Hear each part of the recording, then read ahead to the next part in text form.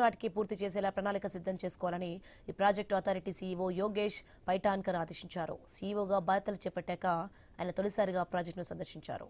Diaphragm wall నిర్మాణంతో పాటు gap 1-2లో జరుగుతున్న earth cum rock fill dam పనులను పరిశీలించారు. జల విద్యుత్ కేంద్రాన్ని సందర్శించారు. ఏజెన్సీ ప్రతినిధులు జలవనరుల శాఖ సిబ్బందికి పలు సూచనలు చేశారు. ప్రాజెక్టును త్వరితగతిన పూర్తి చేసేందుకు అవసరమైన యంత్రాలు, సామాగ్రి, కార్మికులను సమకూర్చుకోవాలని దిశానిర్దేశం చేశారు. దేవరగొంది, మామిడిగొంది గ్రామాల మధ్య కొండల్లో చేపట్టిన జంట సొరంగాల పనులను ఈఎన్సీ కె నరసింహమూర్తి వివరించారు.